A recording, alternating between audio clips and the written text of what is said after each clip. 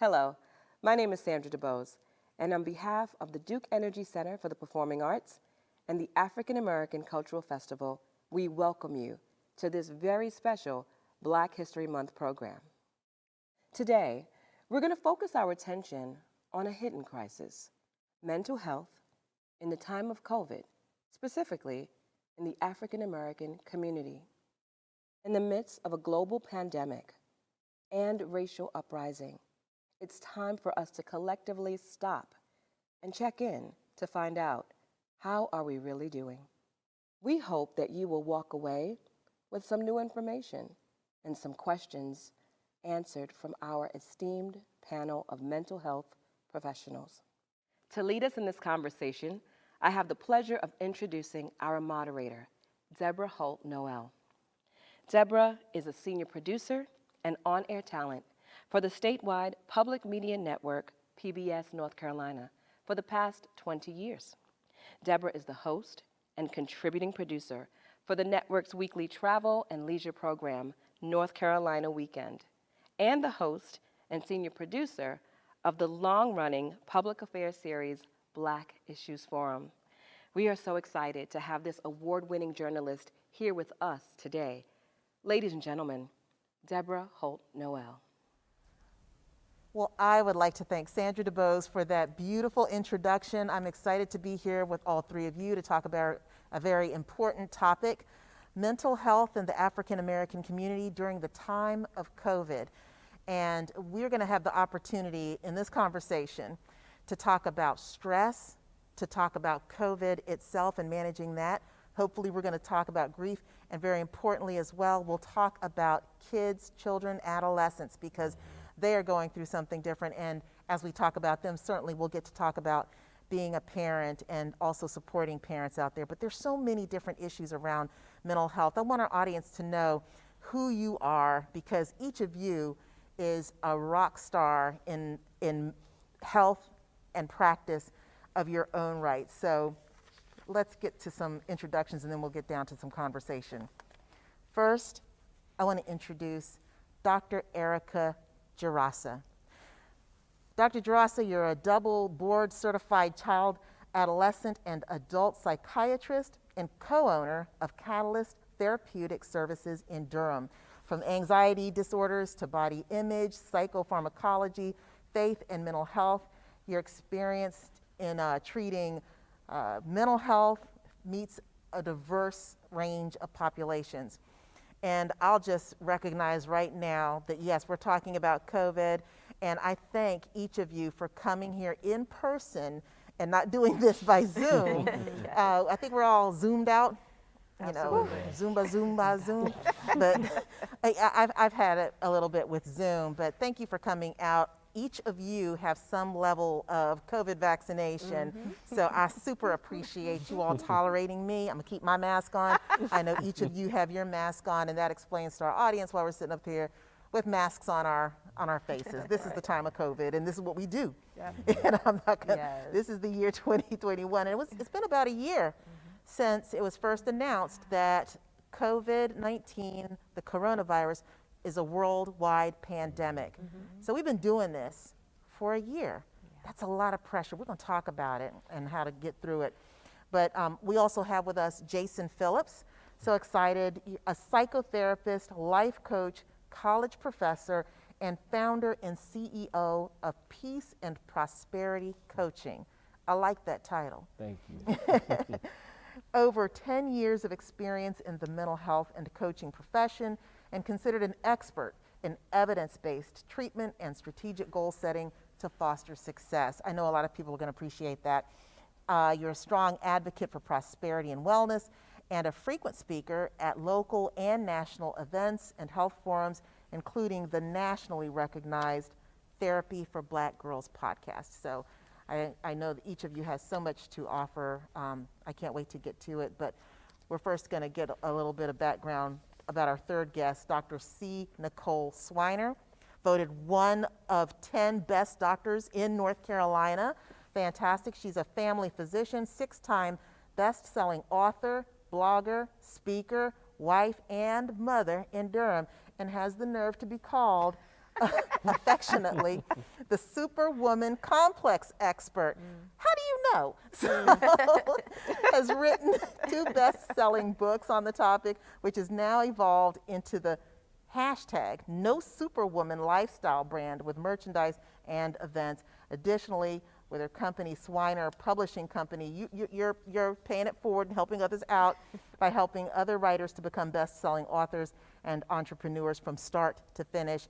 And you're the co-owner of Durham Family Medicine.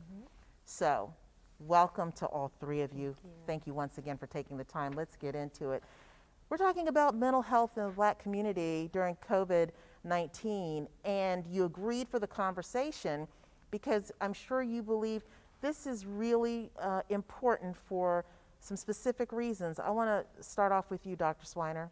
Why are you here? Yeah, I mean, not only have been treating patients and trying my best to protect as many people as possible during this pandemic, but I have also been going through this pandemic as a mom, as a wife, as a patient myself, and realize how important this pandemic has been to everyone's lives in different ways. I also realize that a mental health crisis will be the next pandemic because we're, having a lot of effects from this thing kind of becoming other things now in patients' lives. So we need to focus on that now and try to stay ahead of it. And so hopefully I can lend some personal stories and expertise to that. Absolutely. And I want to go to you next, Jason. Why are you here? So, same, with us being in this state of pandemic, personally, I've had 2 friends who were hospitalized last year because of the pandemic. So that was scary, shocking, all of the above. And then on the professional side, a lot of the patients that I work with, they were impacted. Folks in New York, when they were hit so hard. I'm from Detroit, as you know, Michigan was hit really hard too. And anxiety just went up, right? So the things that we were normally doing to manage our anxiety, to manage our depression, everything came to a halt. Right. Things like taking a walk, things like going out with friends. Right. You don't have those outlets to deal with the stress of dealing with COVID. Right. And even wearing the mask, for some of us, it's anxiety producing. We're going to talk about wearing that mask and what difference that just might make for African Americans in terms of stress. Sure. But first, Dr. Gerasa, share with us, why you're here, and also, as we mentioned at the top, all 3 of you have had an opportunity to get some level of the vaccine. So, as you're sharing why you're here, could you talk a little bit about this buzzword, vaccine hesitation, and why so many African Americans are stressed out about it, even though we know about Tuskegee and so forth. And in my view, it's like, how long are we going to talk about Tuskegee? In the midst of this COVID virus, we've got a solution out here, and there's anxiety around taking it, though. Absolutely. Well, first, I'm just so honored to be here today to start this conversation because it's so necessary. And I really do think that people of color, particularly black people, we experience health disparities in so many different ways, and especially in mental health. So even pre-COVID, we are much less likely to seek out psychiatric and therapy services for mental health, I think because of stigma. And we are being impacted by COVID, by the racial tensions, everything politically that's going on. We have been impacted in so many ways, and I think it's important for us to really highlight the importance of taking care of ourselves, understanding mental health, understanding that there are resources available and that we don't have to be ashamed about it. In terms of the vaccine, so yes, we all have had at least one step in our vaccine process. I actually just got my 2nd vaccine yesterday. I have to say I'm feeling okay, but I'm feeling a little tired. I don't have my typical energy. When you had the opportunity, were you just ready to go? I was ready. First of all, I was so excited because I was excited to get Moderna because there's a black doctor who actually helped to discover this vaccine. She's from down here, Dr. Kizmikia, or Kizzy, as they like to call her. So it's really awesome to know that a Black woman contributed to the development of a vaccine. Yes. But I think when I talk to a lot of folks about their hesitancy about getting the vaccine, you're right. We have a historical relationship, right, with medicine here in the United States. We also are seeing every day the disparities, right, and how they're impacting our people. So the fact that you have really close friends, right, who are impacted by this. We all know a cousin or aunt or uncle, a grandparent, you know, someone close to us who's been impacted by COVID in a major way. And we're seeing that we're not being treated in the same ways, and that we're dying at higher rates of COVID than our white counterparts. Yeah. So I think there's a mistrust of the system, but there's also a mistrust of, you know, because we see the disparities in real life. We see it happening day to day. It's not only historical, it's today, it's current. So I think there's that mistrust there. And also, a lot of people will say, you know, we just found out about this coronavirus. This is all very new. How can we develop a vaccine so quickly? And a lot of people don't necessarily trust that process. Right. But I think, you know, it's really important that we have the conversation again so we can inform people that Dr. Kizzmekia was actually working on this far before COVID-19 ever broke out. That's right. There are a family of coronaviruses. If you actually look at your Lysol cleaning wipes, they say that they actually That's right, help- that's right. help. And That's Dr. right. Swiner, are you hearing from patients who are like, Dr. Swiner, I'm just not sure? Absolutely. We have a conversation every visit. It doesn't matter what the visit is about. Do they come and say, well, no, you know, I want you to just, you know, can we be honest? Yes, let's talk about the shot. Or I'll ask them, how do you feel about the COVID-19 vaccine? And she's absolutely right. Dr. Kizzy's been working on this for 10 years. This is not new. This is not new. So the technology has been in place for more than a decade. Coronavirus 19, of course, had to be introduced to this, and they had to figure that out. But they didn't skip steps. The FDA is not going to let people skip steps and let research just, you know, skip the line just because of what's happening. They want to make sure that things aren't safe and that they won't be liable. I mean, so they, That's right. you know. You have to think about the alternative, Right. And not then- taking it. That's right. Yes. And then people are also concerned about side effects. You know, well, every shot, or, you know, I have this argument every year with the flu shot. Well, the flu shot gives me the flu, so I may as well. I'm like, listen, that's like, not no, possible. You know, side effects happen because your body is building an immune response. And that's been the same thing I've had to discuss with them about the COVID-19 vaccine. It's like, yeah, you might feel it, but guess what? That means that your body is producing antibodies. That means your immune system is strong. I do think it's amazing that yeah. they've come up with a vaccine so quickly, but it is here. There's several of them, and people can have anxiety about taking it, Yeah. but at the end of the day, It's better than coronavirus itself. Oh, and I don't mean to laugh, Amen. but I'll you take it know, over Yes. coronavirus. Yeah, and as I mentioned, you know, all three of you have had a level, but let's talk about just the stress that is created and has been created from not only watching people on television treated a certain way, watching specifically people who look like you, African Americans, Jason, get treated a certain way. They're the protests from the summer.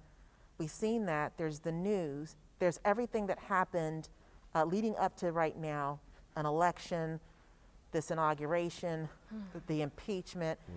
All of this is stressful. Is there something unique, Jason, about having to witness all of this and sustain it and keep on moving during COVID when we're all at home? I think the uniqueness is that all of us are going through it, but then a lot of us are still in denial. So we're wanting to still push through it. So some of us want to talk about it. We see it on the news. We're being re-traumatized. And then at some level, sometimes our employers don't speak about it. Even some of your family may not believe that it's still real. So for you, you can question yourself and think, well, I can't sleep. I'm avoiding going out without my mask. I'm worried about when I can travel again, when I can see my kids, or when I can see my parents. But then you have people who are close to you or people who you work with who are still in denial or just don't practice safe measures. So then it makes you feel like you're an outsider or something's wrong for you for wanting to advocate so hard for safety. And again, to take away, we can't come together like we normally do. So normally when something is stressing us out, we get together. We go to somebody's house, we go out of the house, but we do something so that we can all be in unison.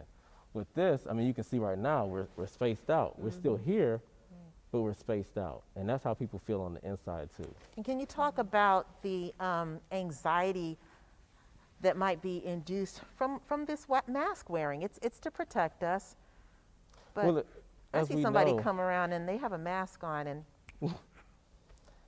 I've had people who I work with, patients, say, if I have to wear a mask, I'm not going. And it's not just because they don't want to wear the mask. It's because when somebody's experiencing anxiety, they feel like they're having a panic attack, their chest gets tight, and their breathing becomes shallow. So if that's a symptom of anxiety regardless of COVID, you put on a mask, and some of us double mask, now you really feel like you're in a panic. So, right, so you feel like claustrophobic, Yeah. and you're like, you know what, I'll just stay home. That's the alternative, but that's not a good alternative.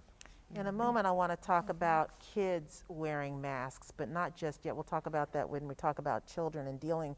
But right now we're talking about all these different levels of anxiety, stress, things that impact mental health. And Dr. Swiner, I love your 6 degrees of separation stress test, where you identify something stressful in your life, and it's only 6 steps away from a negative health event. Can you talk a little bit about how that works, and then throw COVID in the mix? Yeah, so 6 degrees or less. So, you know, almost, again, pre-COVID, stress has definitely always been an identifying factor as to, like, what can lead to some horrible medical issue. So high blood pressure, diabetes, Alzheimer's, cancers. I mean, there are multiple horrible things that happen with us medically and physically that I can almost always link back to stress in 6 steps or less. And that also has to do with some of the addictive behaviors or the coping mechanisms that we use to treat stress. Those also can lead to horrible medical effects. So just imagine adding COVID to it, whether or not you were infected with COVID, because now COVID is definitely a risk factor for many long-lasting, what we call long haulers syndrome now, or post-COVID acute syndrome. Like there's a whole thing now that happens after COVID, and it also can be linked to heart disease and mental health issues now, and insomnia from corona. I mean, like What's that? Right. So the coronasomnia is insomnia because we're living with coronavirus. I mean, because So me it's a waking thing. up in the middle of the night to play games on my phone, that could be coronasomnia? That's right. That's right. Just because it exists, just because we're living through it. Wow. So it's a thing now. So just, that pushes stress even closer to high blood pressure. If you're not sleeping well, that causes medical issues. So dealing with the stress and the underlying feelings that we all have been having right now throughout this past year has been an integral part now as my job as a preventative health and family doc.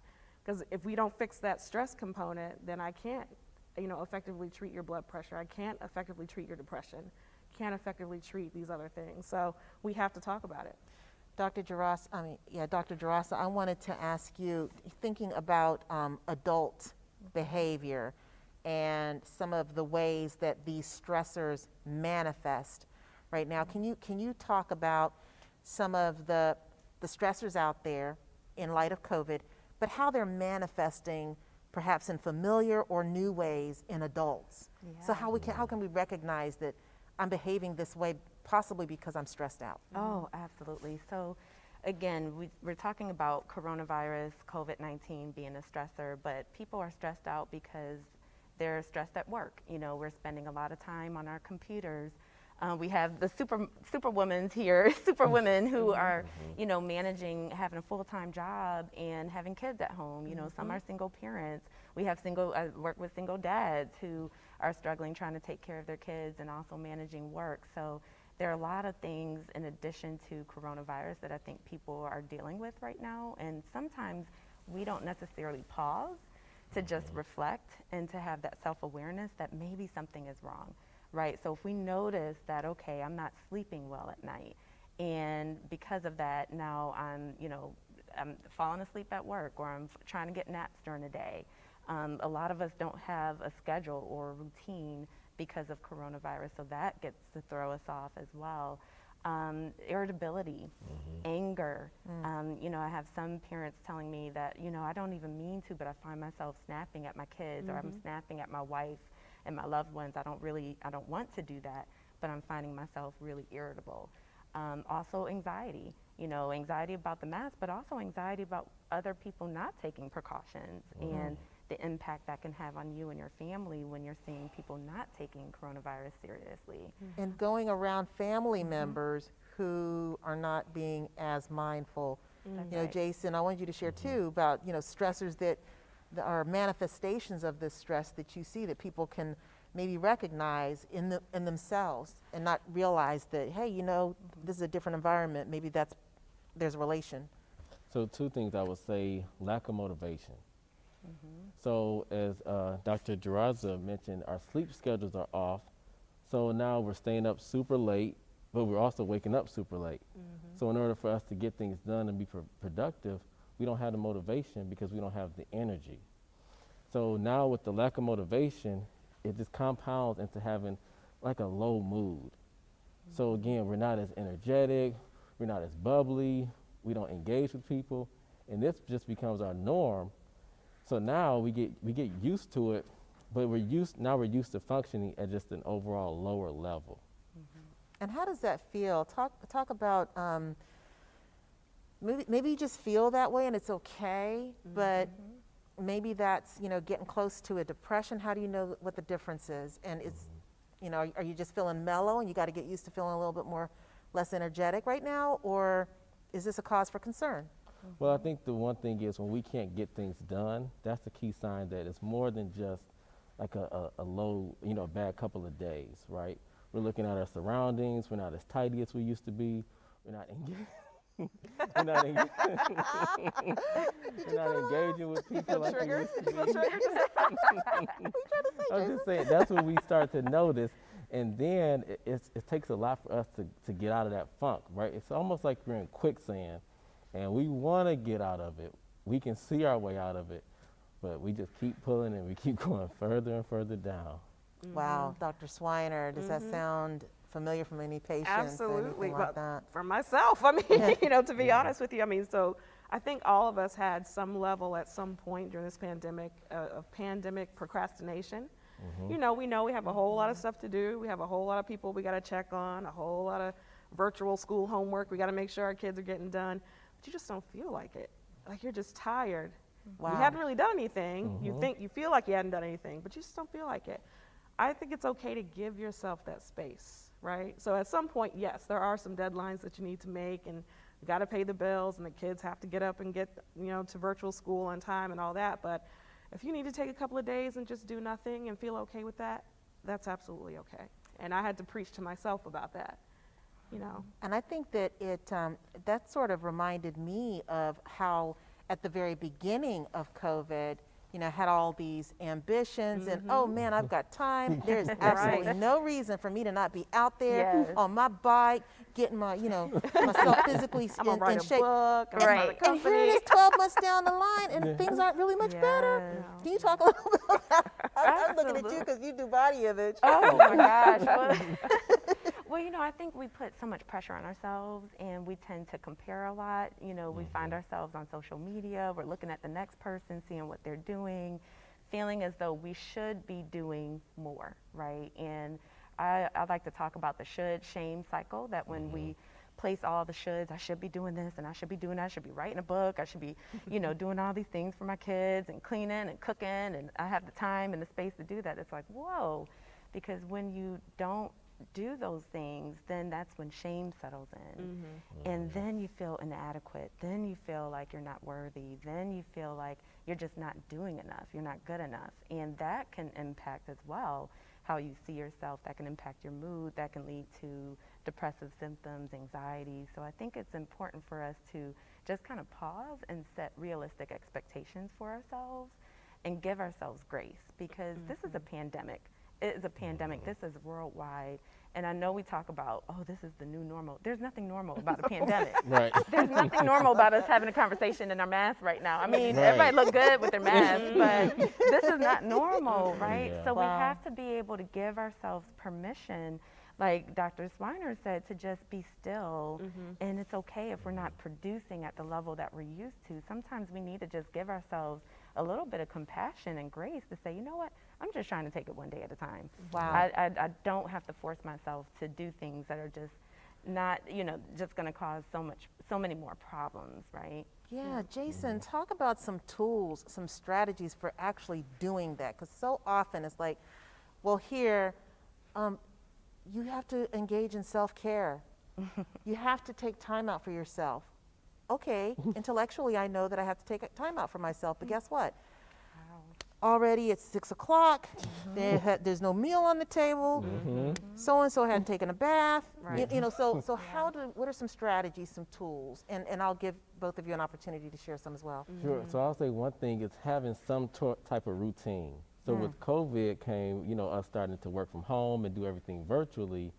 The routines are shot. We don't commute to work. We were ordering groceries. Like all of these things are different, so it throws off our normal schedule. And a lot of us, myself included, thrive on having some type of schedule. So now we've had to reinvent the whole wheel, the car, everything, and that's overwhelming. Because we have to figure out, okay, what's priority, what needs to get done, what was I dropping the ball on before, so how do I keep myself accountable? So I would say having accountability partners. Like I'm big on going to the gym, but then the gyms were closed for a little bit. So I had to contact a personal trainer and work out virtually. So if you don't have that, just have somebody to keep you accountable, so when you build up your routine, you can feel like, okay, I'm still getting things checked off, maybe not at the same rate, but I'm not so alone and just lost in this new normal. And here's the defense on that. I'm not paying a personal trainer for me to be self-disciplined. I'm just going to be self-disciplined. So how do we give ourselves permission to have an accountability partner? What do we language to ourselves? I would say, look at what you're doing without having an accountability partner and just ask yourself, how's this working out? Right? Right. How's that working out for you? Yeah, That's what I like to ask. How's this working out for you? Same with our mental health and wellness. You can ask yourself, am I feeling depressed? Am I feeling anxious? Am I just stressed out? And I'm trying to, muster through it on my own, but am I really happy with how I'm doing in this? And if you're not, that's a telltale sign that you should reach out for help. Even if you can start with your close family, but seeking out professional help, whether it's, for fitness or actual therapy, is still going to get you, just better results. I love that.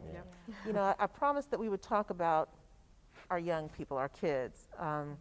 And at the beginning of the pandemic, I remember some conversations around that were expressing concern for kids who are not at school anymore, but now are at home and possibly in stressful situations. I don't know if that's exclusive to African American kids in particular, but I would imagine any kid, first of all, there's the stressful situation at home. But I'll just open with you again, Dr. Gerasa, because you work a lot with kids and family medicine. What are some of the stresses that parents are experiencing? I know that there are the common ones out there, but what are some signs that things are stressful in the home? You may not realize that it's because of the situation. It's not because your kid has changed. Yeah, I think one, because we're all trying to navigate this at the same time, I think sometimes it's easy to overlook what the children and adolescents may be experiencing and going through. So I think it's really important to, one, have those conversations with them, to open the door and just to say, be honest too, if you're struggling and you're having a hard time managing. I think sometimes we don't want to share with our children and kids that we may be having a hard time. But sometimes that shows your kids that you're human and that it's okay for them to also talk about when they're having difficulties. But some of the things that I've seen are when kids isolate. And of course, we talk about social distancing with COVID. They're not going to school, so they're missing out on this really important developmental stage of being able to connect with other children and other adults or teachers and navigating those spaces where they're finding themselves spending a lot more time alone at home, whether they're doing their schoolwork or doing homework or whatever that may be. And parents will say, well, they just spend all their time in their room. They're doing, I'm doing my work in my room, they're doing their work in their room. Well, if we isolate even within the home, we can easily miss some really crucial signs that they may be struggling. Are they falling behind in their schoolwork? Are they, not necessarily engaging with their friends in meaningful ways? So are they isolating from their friends in addition to the family member? What are they doing in that time alone in their room? Are they sleeping a lot?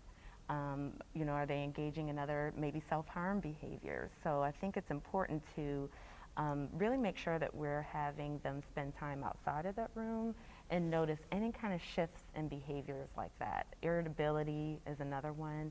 Some people say, okay, well, aren't all teenagers irritable? But not necessarily. Are we seeing that that they're irritable consistently for a longer period of time? Again, are they isolating themselves from the family and not wanting to do, family board games and things like that, or eating dinner together as a family? I think those can be signs that maybe something else is going on, but we want to open the door and have those conversations to see when they're really struggling and to be able to say it's okay and we can help you through it. And Dr. Swiner, what are you seeing in the people who you see in terms of, that isolation? And some parents would say, hey, listen, I'm giving them space, and it's okay if they want to go and live in their bedroom. It's fine with us. Right. They're performing in school, It's so we're all quiet. good. It's It's all good. It's all good. Yeah, and there has to be a balance, as Dr. Erikka, who's my friend, so I get to call her Erikka. But Dr. Erikka is mentioning, as she was talking, I was thinking about my two kids, like, am I paying close enough attention? As parents, we just have to pay attention. We just can't forget that they are also living through a pandemic, even though children seem very resilient and they can adjust very well and very quickly, we have to remember that they have feelings and emotions too. So I try my best to ask often, how are y'all feeling about this? How is virtual school going? Are you feeling happy or are you feeling sad? I try my best to remember to ask them. And then, if the weather is great, the last couple of days have been kind of dreary, thank God for sunlight today, but I try to get them outside at least once a day. Close up the computers, put the iPads down, let's go outside and just look at the trees. Don't forget that nature is there and the world is still moving and you don't want to miss that either. So hopefully by trying to, continuously ask them or consistently ask them how you feel and then getting them outside so they can actually see the world moving outside of a screen, I hope, is helping their mental health in some way. Getting outside of that screen is absolutely a challenge. And Jason, I want your response on this, because what COVID has created is this necessity to stay inside and be subject even more, I would say, to what information is coming to you through the screen, through social media, through television. It's those images, the larger world or mainstream images. Our kids are getting an even steadier diet of this, and they're in even more captive audience right now because of COVID. And African American kids in particular, I'm wondering, is there an impact for them for getting even more of this information? Jason. Oh yeah, for sure. I think, with the Zoom and the COVID posture that we're in, it takes away the sense of individuality, because now we're clicking on the screen. Sometimes people use the chat box, but as far as being around each other and actually developing a sense of belonging, but also a sense of creativity and individuality and that self-identity outside of what everybody's doing. We miss that. And if you think back to our own teenage years, those are some really precious years for so many reasons. We learn what we like, we learn what we don't like, we learn how to be confident, we learn how to speak up for ourselves, we learn how to fail, we learn how to accept failure. And all of these things are being taken away from them, especially being outside of the classroom. I just connected with the high school friend yesterday. We hadn't spoke for like 20 years. And it was just such a great conversation. And she said, well, how do we lose touch? But now our kids today, they're losing touch without even trying. Dr. Gerasa, I mean, we might get repetitive here, but how do parents help their kids who are just steadily subject to the content out there and also subject to the news out there? This is not only the time of COVID and we're just subject to the regular stream of content that's out there, but now there is a lot of content that is divisive, that is focused on racial concerns and racial issues. Right now it's Black History Month, so we're layering on top of that the history, which is a proud history, but it is it can be traumatizing to see all this information. We just watched George Floyd, and now we're watching this, and how do we help our kids kind of package all of that, and what do we do to help them? Absolutely. Well, first of all, they are watching. They are absolutely watching. They are getting these messages. I had an 8-year-old boy tell me he's afraid of the police, and he's afraid of his dad leaving the house because police are going to shoot him probably because he's Black. When you hear a child say that and they're internalizing this, I mean, you just realize, okay, we have to do better, I think, as adults and parents to help them process all the things that they're seeing. And I think sometimes they're hard conversations that we're not necessarily prepared for as parents, to talk to like a 5 or a 6-year-old or a 7-year-old about the images that they're seeing. But because we're spending so much time at home and the news is on, right, they're getting exposure to that in ways that they never have before. So we have to come alongside them to help them understand what they're seeing and help them process that as well. And for this young boy, it's being able to say, okay, while yes, a lot of Black men do suffer from violence, that's not true for all Black men. So we have to help them put that into context, because we have to think about their brain in a developmental way, right? And sometimes kids will kind of come to big conclusions and assumptions and generalizations. We have to really be sure that we're helping them understand it so that they're not afraid. I mean, this kid was afraid to leave the house and afraid for his dad to leave the house. And that's real. It is very real. It is very real. And they are also experiencing it, I think, in a lot of ways too, because the racial tension is so high. You're seeing kids now use racial slurs. You're seeing bullying, cyberbullying, the N-word being used like never before. I mean, kids are experiencing not only seeing those images on the news, but they're experiencing race and racism in their classroom settings, even on Zoom, even on Zoom, in a private chat. So I think it's really important for us, again, to check in with them about what they're seeing, what they're noticing. What do your friends say about these things? What do you think about these things? I had a teenage girl who's afraid someone's going to break into her house and kill her like they did Breonna Taylor. So they internalize the things that they see, and we have to help them process it. But that means we have to open the door to some really tough conversations. Very And challenging. just a shout out to the mental health profession. I mean, y'all have been bombarded. And during all this of this time. Thank God for manifests, I y'all. would say. Now, for young people, we know how it kind of shows up for adults, hypertension, possibly depression. But how does emotional stress show up in adolescents and kids? How do we recognize some things, Jason? Just distancing themselves. So again, going back to that creativity part, feeling like they don't belong, starting to compare themselves and feeling like, hey, I can't be who I wanted to be this year or what I wanted to do this year. All these things are being taken away. If you think about with the COVID, now sports have been, they're starting to come back around now. But sports was a big thing for a lot of us, whether you were on the field, whether you were cheerleading, whether you were a fan. Like, this was a huge way for us to just feel like we can come around to each other and actually have some fun. So that's one way now that kids can still, even if you can't be out there on the field, still hone in on your skills so that when it is time, you won't feel like you've just kind of digressed so far where you can't get back to where you used to be. Kids really need that for their confidence. There's something that we chatted about before we started this conversation, and that was the impact of pets. It's not a black issue, or maybe it is, I don't know. But I mean, some people I know have gone and gotten a pet during during this period, and you know, what do you think about that?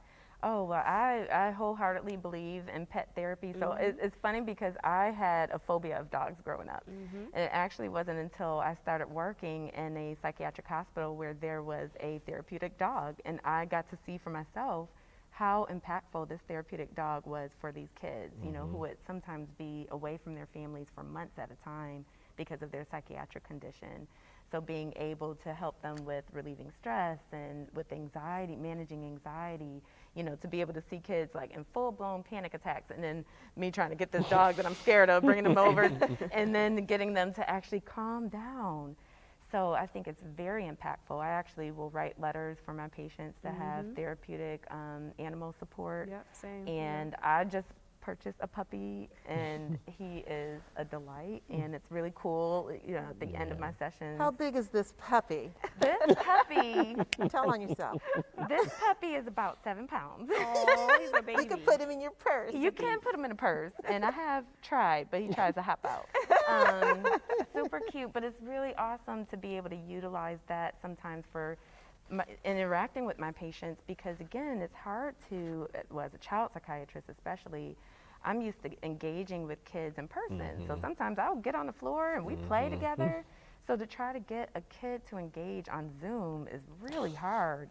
So sometimes it's really cool to have my little puppy Theo, and I can say, okay, I got the puppy today, and they're like, oh, and they want to see him and they want to talk about him, and now we're creating this therapeutic bond where they're letting their guard down, and now I can open the door to better understand what's happening for them emotionally. So it's been a really awesome tool for me. I think people have, sometimes people can have guilt about like making decisions for the wrong reasons, perhaps, you know, so, well, I'm not going to get a pet because it's not the right reason to get this pet, but it's okay to get the pet right now. Fine. Jason, you have one, Yeah, I right? have a pet too. I have a mini golden doodle. He's a little bigger, he's like 28 pounds, but I love those. yeah, I mean, he still brings a lot of joy, and he keeps us active. That's the one thing, right? Now you have a sense of purpose, because even if I don't have my own routine, Snoop still has his routine. So, He's like, I'm ready to go let's go. outside. yeah, I don't know about Time, you. yeah. And they're right? always happy to see you. Yeah, Yeah, yeah, right. always happy to But see you it. know, that sense of purpose is so important. I can't tell you how many individuals, teenagers and kids I've worked with who have been suicidal, and they feel as though they have no sense of worth, no purpose to live. But if they have a pet, that gives them a sense of meaning, and they feel like they want to live so that they can take care of their pet. So it can be it could be a protective factor for depression and suicidality in That kids. is so and teenagers. interesting, Yeah. yes. I want to flip a little bit and talk about grief and managing grief during COVID. And I think particularly for African Americans, because of the disparities and the high incidence of hospitalizations among African Americans in comparison to our white counterparts, and the high rate of death. So a lot of people have not only been coping or having to figure out how to deal with the grief of losing a loved one. A lot of folks have people who have loved ones who are in the hospital right now. So I just want to go around. I'll start with you, Dr. Swiner, and just share, you know, has that been your experience, and what's your recommendation for how people can deal with grief when they can't get next to somebody and get that hug? It's really hard, and it's really difficult, particularly, you know, when you talk about what my husband has termed e-funerals, which are even more horrible, you know, just losing a loved one and not being able to be there, and having to view something on a screen, not being able to hug them and be with them, etc., is also traumatizing and also depressing. So I don't know. I don't have a great answer for it. I think you have to let yourself feel those feelings, let yourself grieve the way, whatever comfortable way you have to grieve. You know, definitely lean on your loved ones that are in your bubble and in your home with you. And what's been helpful for me, you know, the other thing about, you know, our African American culture is, you know, church and faith is generally a very comforting you topic. can't go to Can't go church to now. church, or you shouldn't go to church. Well, or some are going. I'm like, you shouldn't go to That's church. another show. Right, right. Don't get me started on the arguments with my father about that stuff. But having the opportunity to be able to connect with my church family, connect with my pastor via text, on the phone, Zoom, YouTube and Facebook Live, being able to still feel that connection with the church family and having that conversation, if I need to have a conversation about something that's happening, has been very, very helpful. So everyone grieves in their own way. I guess you just have to be creative. I don't have a great answer for that. But Jason, what are you seeing in your work in terms of dealing with grief and recognizing additional layers of grief coping and what to do about it? Yeah, I think as Dr. Swiner mentioned, we all grieve so differently. So if you're affected by something and somebody else is not, don't feel bad that they're not mourning the loss the same way. Right. Like, respect your own feelings and honor your feelings. So that's the first thing. Just identify and acknowledge and work towards accepting what you as a person feel. Now, secondly, I always recommend journaling. That way you can start to share your feelings, put it on paper, but also it gives you something to reflect on. So if 6 months from now passes by, you can look back and see how you were doing then as compared to now. Because sometimes with grief, we don't ever feel like it ends, and we don't feel like we're making any progress or healing. So that's one thing I always recommend. The last thing I would say, find a way to integrate that person or whatever it is that you lost into your life. Because with grief, we feel like we don't have that connection anymore. The person's no longer here physically, so how do we cope mentally? But if you find a way, you definitely want to be creative to integrate that person in your day-to-day life, whether that's through, again, writing, through prayer, through talking to them, whatever it may be, looking at videos. You can be unique, but make sure that you still have them in your life. That's how you can still heal and respect your feelings. That's good. How can you support, Dr. Gerasa, how can you support people who are coping with grief? They're texting information about loved ones and hospitals, and you want to be supportive. What's helpful, what's not helpful? I think, first of all, we grieve in so many different ways, but I think grieving doesn't only include the loss of a loved one, and I think that's important too, that we grieve experiences we've missed out on. We grieve not being able to connect with family members in the same way that we were able to before. I mean, my dad is in New Jersey. I haven't seen him in a year. So it's grieving not only the loss of people, but grieving the impact COVID has had on our everyday lives. And a lot of people, when they come to me, they don't even realize they're grieving. I think it's important to recognize the signs of grieving, that you can be angry, you can be in denial. So folks who want to go out to church and don't want to wear the masks. There's denial, because we have to grieve that connection with church, right? That is a loss.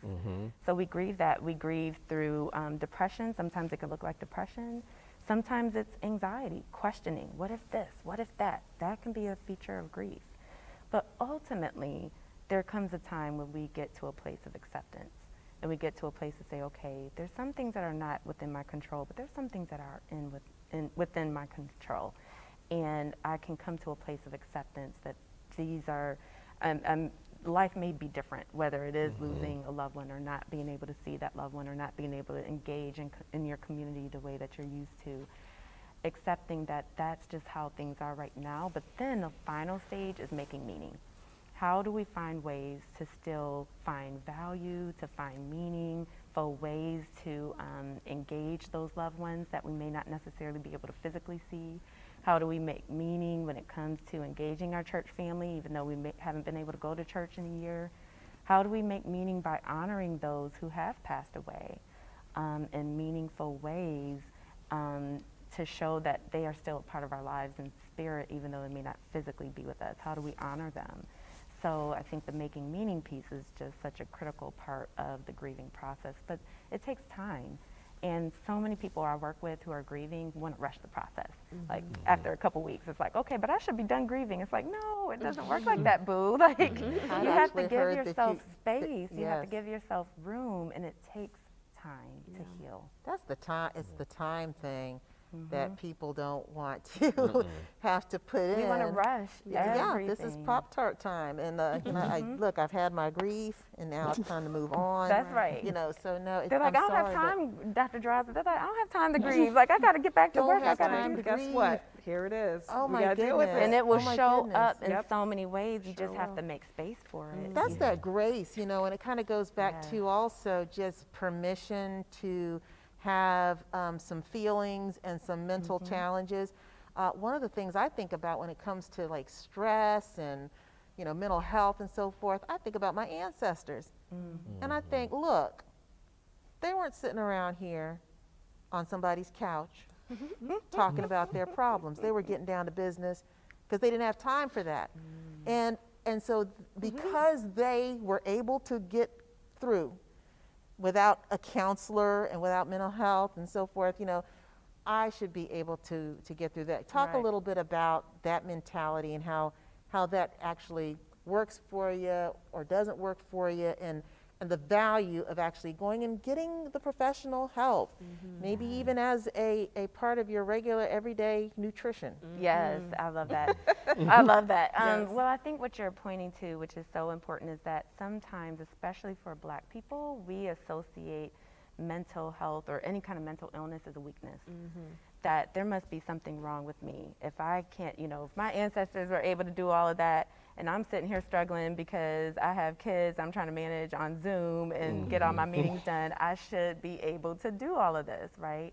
So again, it's being able to say, you know, that's not a weakness. That's not, it's not that you are bringing this on yourself. It's okay to accept that you may be struggling, and that is okay.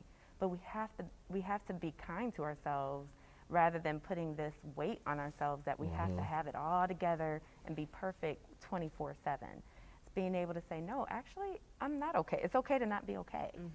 And when you can get to that point and realize, okay, there's something that is not okay, what are the things I need to do? Do I need to reach out to a friend? Do I need to reach out to my community, my accountability partner? Do I need to reach out to a therapist or a doctor? You know, the reality is our brain, it's an organ just like anything else, right? So if we're going to Dr. Schweiner every year we should be going to Dr. Schweiner every year, right? To take care of our your loved one to the doctor. You're taking the words out of my mouth. That's right. Then we should be able to do that for our mental health too. Right. We need to break the stigma that we need to suffer in silence.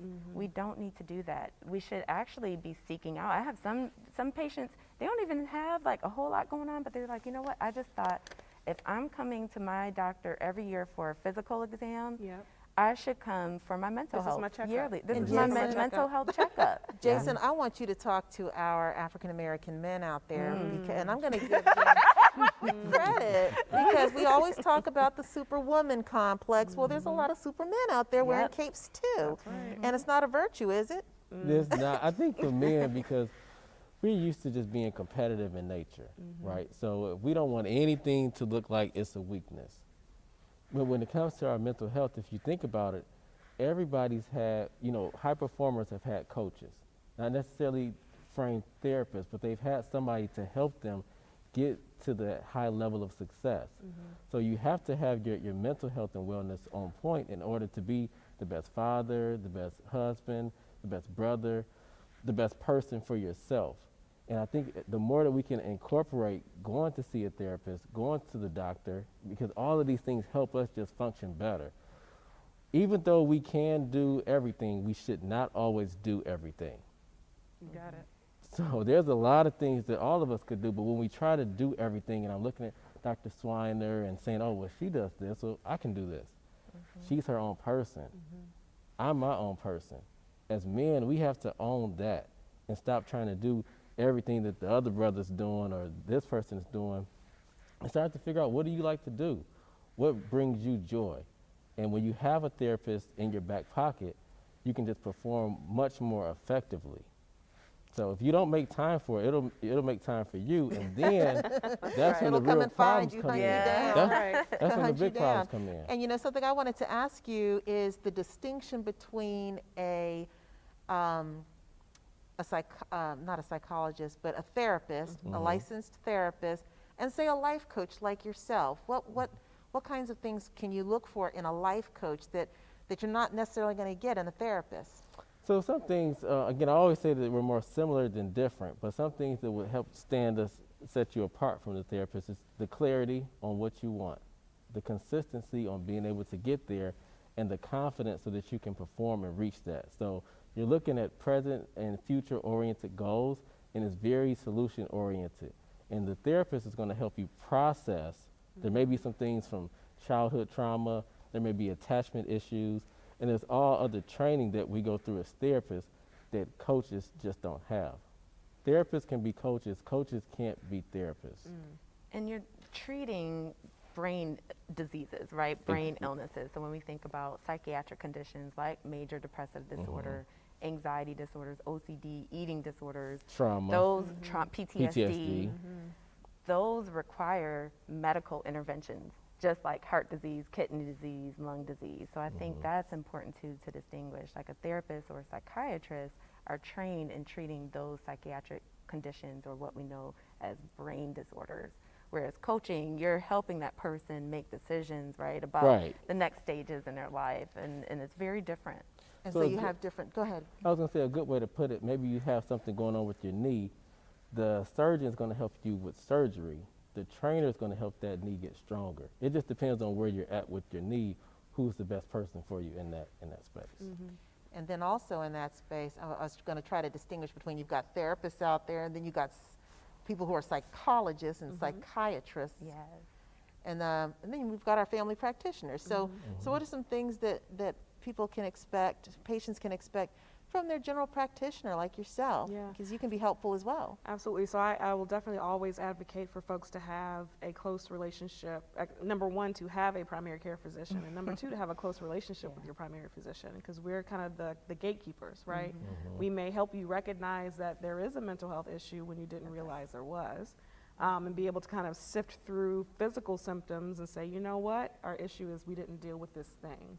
So now we need to go and spend some really intimate time with another professional to deal with this thing that you buried and is now affecting you years later. So, and you know, hopefully you feel comfortable enough going to your primary care physician and saying, I just don't feel right. Like I need help, or can you refer me? Do you know of someone? And that's when we say, you know what, I think you need to spend hours on their couches. So I'm going to send you their names. You need a little help. So we have 15 to 20 minutes every couple of weeks to talk, but you need hours. And that's when we have, and I love, you know, having, particularly as a Black doctor, I love having those relationships with people of color in mental health, because then I can say, well, you know what, go see Dr. Erikka. Because they'll say, I want to talk to somebody that looks like me, or I'm only comfortable in talking to another black man. That is key. So I it's need like, to have well, those why should it relationships. matter? And yet, does it? It does. It matters a lot. Representation. Yeah. The race of your practitioner. We're wrapping up now, and as we leave, I want to give each of you an opportunity to just share maybe one or two things that you would love for people to do to take care of their mental and emotional health going forward, in view of all that we've just talked about in the time of COVID. Dr. Gerasa. Yeah, so I think the first thing is going to be to just pause and reflect. What is happening internally for you? What are you experiencing? What are you feeling? What are you noticing? Is there anxiety there? Is there depression there? Whatever that may be, we have to take the time to pause and reflect. That is the first step. And we have to do that not only for ourselves, we have to do that for our kids as well. What does that look like? Does that mean I get to take a little vacation? Well, you know what? You may just If need you get to your vaccine, vacation. Look, I'm about to start planning. get your now. vaccine, you can take a But what trip. does that mean? You know, schedule time for yourself. Maybe it's 30 minutes, 20 minutes. I tell folks, even if it's 15 minutes and you have a toddler and you need to just go to the bathroom and hide for 15 minutes in the That's right. bathroom, that is okay. We have to have some alone time to check in with ourselves. Because when we're going, we're not going to be able to really tend to our needs if we don't take the time to understand what our needs are. Jason, advice. I would just say, you know who you are when you're functioning at your best self. So sometimes we like to ignore those little voices, but start listening to yourself and don't be afraid to ask for help, whatever that help may look like. Dr. Swiner. You don't have to be don't have to be Superwoman in order to be a Superwoman. That's my motto. So you don't have to do it all. Just like my colleague said here, you probably could do it all, but you don't have to. So ask for help when you need it. And then the last thing I'll say is, and I did this myself, is take a break. Like take your PTO, take some FMLA. If you need a break, we feel like we may not be working as much because we're working from home, but we're actually working more. And plus all these traumatic things that we're dealing with in the world. If you need to take some days off, if you need to not work just to be still, ask for help for that. Yeah. Well, Dr. C. Nicole Swiner, Jason Phillips, Dr. Erikka Gerasa. Thank you so much for your advice, for your time. I've learned a lot, and I hope that our audience has as well. Thank you. Thank you. Thank you.